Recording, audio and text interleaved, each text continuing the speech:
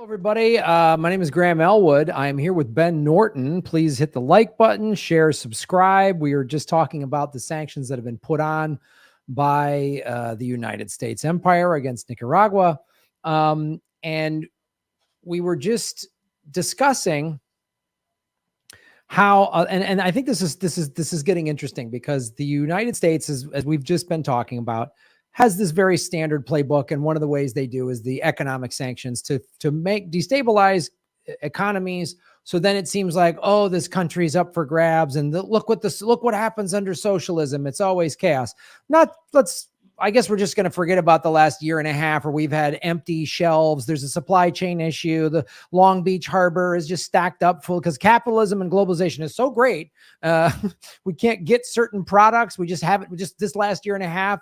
I was always told that only happened in socialist countries, but the biggest capitalist country ever was like, we don't have it. We're out. I don't know what to do. So one of the things I've seen is that I don't know where you are on Bitcoin or crypto in general, but like El Salvador, when they decided to go Bitcoin to make that a requirement of their currency. Now they can accept US dollars or whatever, but every business has to accept Bitcoin, which is a big deal.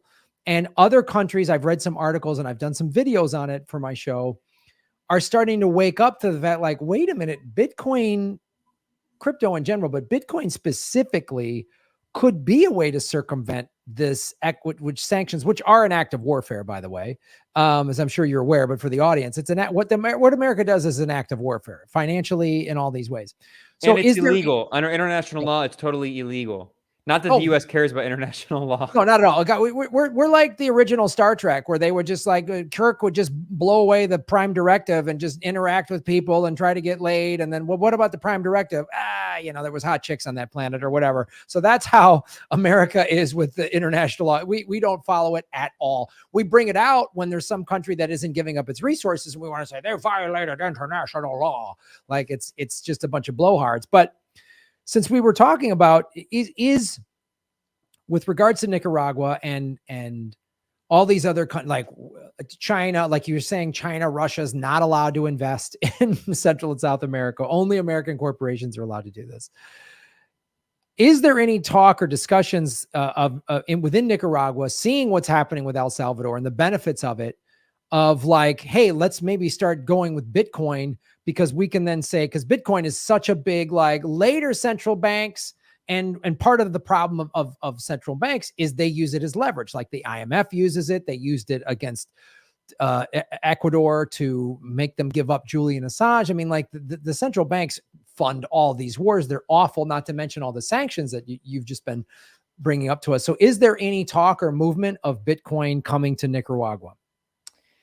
Well, in Nicaragua, not yet. There's no discussion of it. But in Venezuela, which has been under U.S. sanctions and a blockade for much longer and is experimented, there is use of certain cryptocurrencies. Now, I have to say, honestly, that a lot of people are very skeptical of Bitcoin. A lot of people think it's actually controlled by the CIA because no one knows who there's like the Japanese name. I've forgotten the name of the guy who founded it.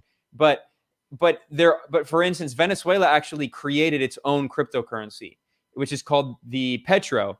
And the value of the cryptocurrency, the petro created by Venezuela, is tied to the price of a barrel of oil, which takes it off of the US dollar. It makes it a different, and you can go to a store in Venezuela and you can buy something with petro, with the government created cryptocurrency.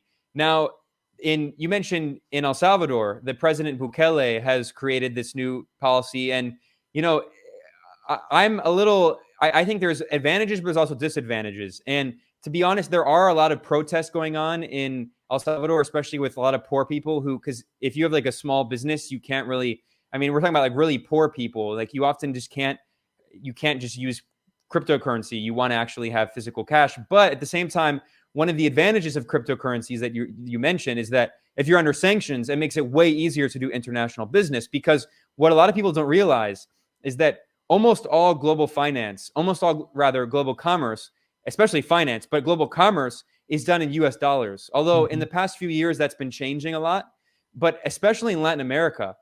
What's crazy is people don't realize this. If you work for the government of Ecuador Well, actually, Ecuador is a bad example because in Ecuador, the currency is literally the US dollar, which is a sign of colonialism, right?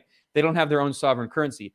Let's say you work for the government of Bolivia and you want to do trade with someone, you want to do trade with Chile.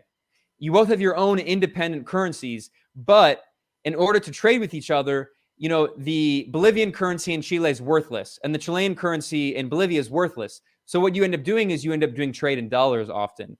And if you're the government of, you're the government of Iraq and you want to do trade with Turkey, you'll often do trade in dollars, which doesn't make sense because only one country in the world can print dollars, the US. And they print a lot of them and they give them to banks and they give them to rich people and corporations for free. And with quantitative easing, I mean, it's just a free for all these big corporations that are already rich and all the shareholders, which are owned, shares are owned by a tiny percentage of rich elites. So there are advantages, of course, in cryptocurrency. Another disadvantage, though, is that, if you have a personal investment in Bitcoin, you can make a lot of money in the short term, right? But there's so much fluctuation that if you're a government and you're going to invest all this money and there's a massive fluctuation, it's not very stable yet, then it's hard to make that decision. Although over time, cryptocurrency might start to stabilize more. And then, yes, definitely. A lot of people are talking about new ways to try to use cryptocurrencies to get around sanctions. So, there's positives and negatives. I'm not going to lie and say that everyone is totally down with crypto. There are criticisms, but at the same time, Venezuela and other countries in the region have been exploring ways to try to diversify their commerce and trying to do trade, not just in cryptocurrency, but also they're doing trade in the Chinese yuan and the Russian ruble. They're trying to do trade in other currencies because the US dollar is one of the main ways that Washington and Wall Street maintain their chokehold on the international, not just political system, but the economic system. Because again, there's one country in the world that can print dollars, but much of the world has to use those dollars to do trade. So that what that means is that the US can help control the international economy and international trade.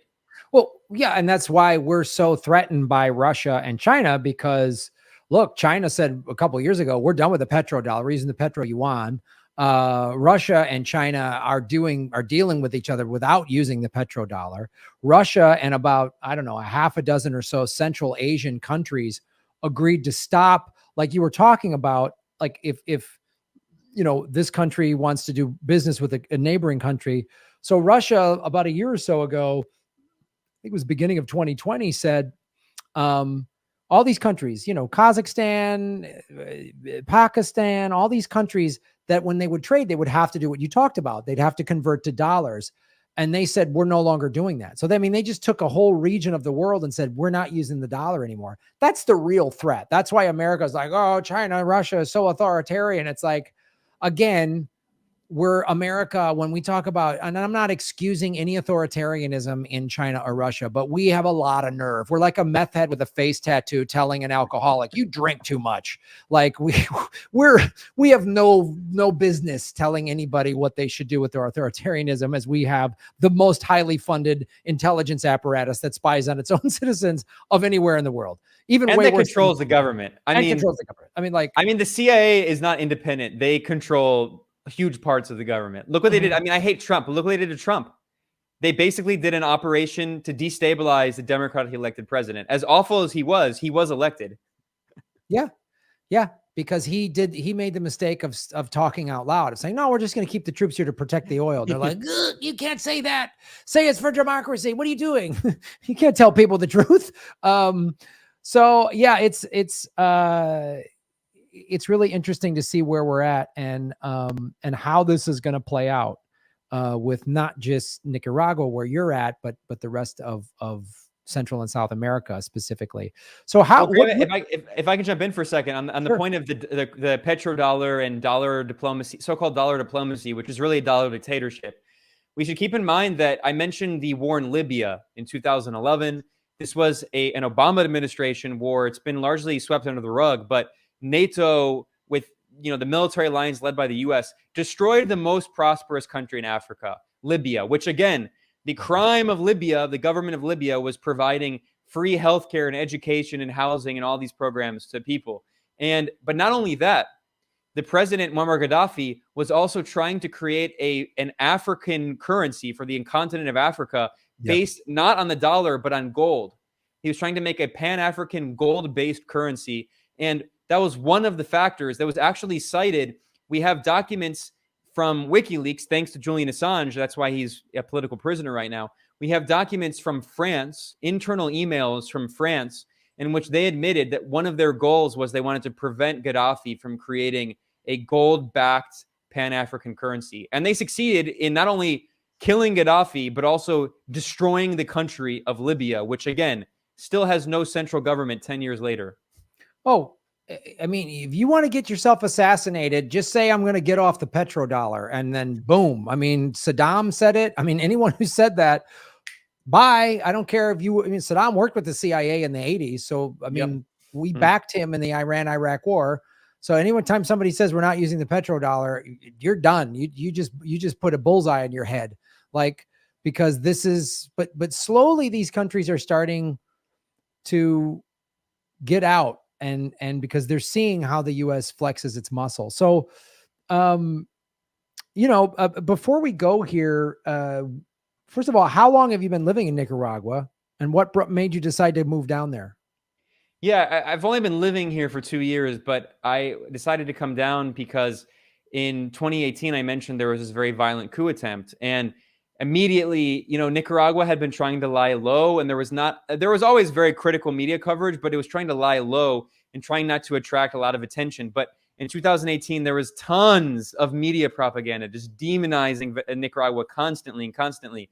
So I came down to do reporting and to provide a new perspective, and I really liked it. I mean, I think it's important. I wanted to be here as a U.S. journalist, English language speaking journalist, to be able to report on what's happening on the ground. I've gone to Venezuela multiple times, and I've been throughout the region, Bolivia, Ecuador, Colombia. So, as a journalist, I was already working a lot in Latin America, but I thought Nicaragua would be a good base because I knew after the failed coup attempt in 2018 that there was going to be a huge operation, more and more media coverage, more and more sanctions and all of this. And I thought that it would be a good time to be here and report on what's happening on the ground, because there are a few journalists in Venezuela that do really good work, like the website Venezuela Analysis, but there was really no one in English reporting, very few, on Nicaragua. And then also, I'm not going to lie, another major reason is it's beautiful. There's tons of beaches and volcanoes and hiking. The weather is all year round. It's always in the 80s, which, I mean, it can be a little hot, but it's never cold. So I'm not going to lie. I mean, I wanted to be here to report what's happening as a journalist.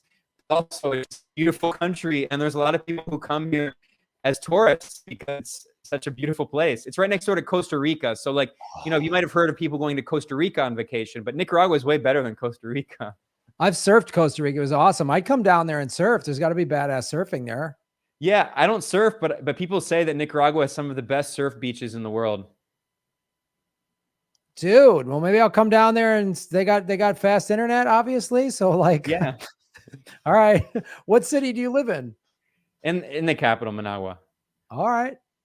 What's funny is I think you mentioned the Convo Couch people who have been doing really good coverage of Nicaragua, and they just came down for the elections, and they were observers with the international delegation. By the way, there's one media narrative, one media myth is that there were no international observers. There were 232 international observers from 27 countries that observed the elections here on November 7th. And there were 3 people from the Convo Couch, Pasta and a few others. And they were like, yeah, this place rules. We love it. It's beautiful.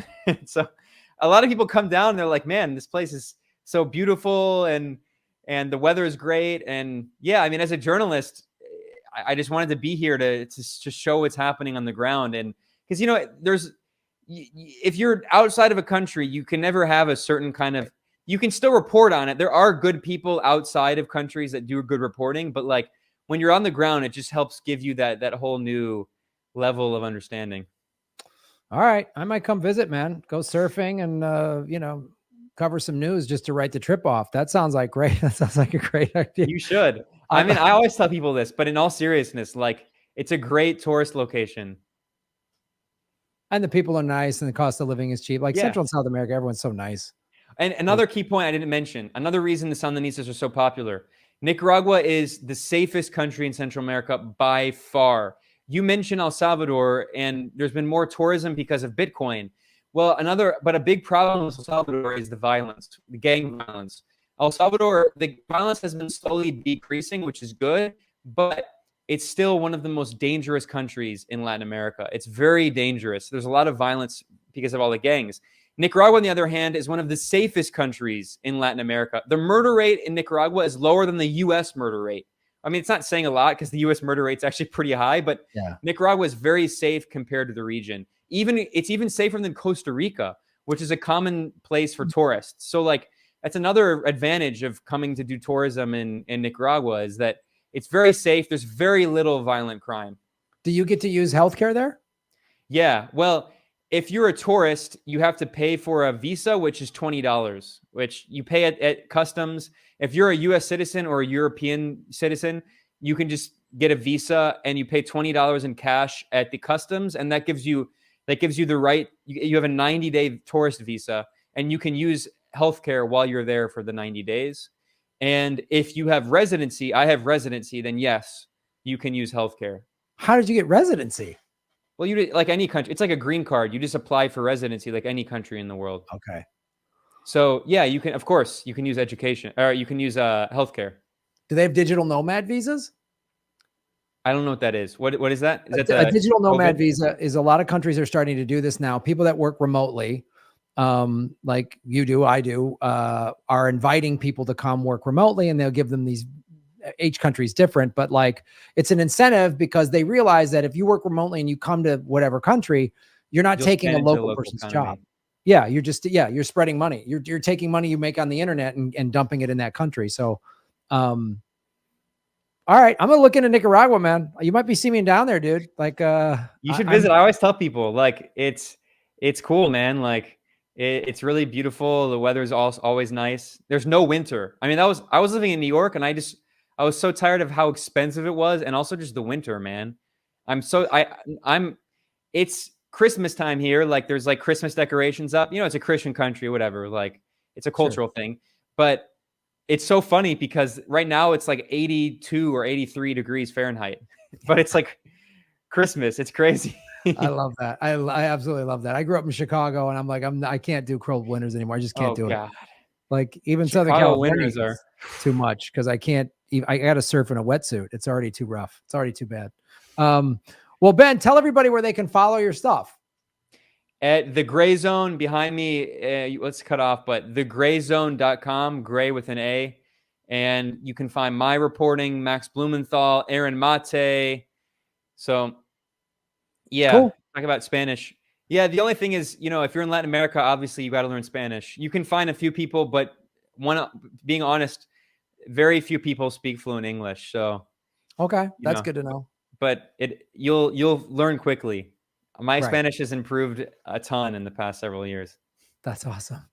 Well, Ben, I really appreciate you taking the time, and thanks for giving us all this great information about what is happening in not just Nicaragua, but Central and South America. So we really appreciate you coming on the show. We'll definitely have you back, and maybe I'll come visit you down there. You should. Yeah, we can do some interviews down here. And thanks for having me, Graham. Keep up the great work. You got it, brother. You too, man. Hey, everybody. Thanks for watching. We are still in our 9th month of demonetization from YouTube. So support what we're doing at patreon.com/Graham Elwood or rockfin.com/Graham Elwood, which is a blockchain cryptocurrency platform.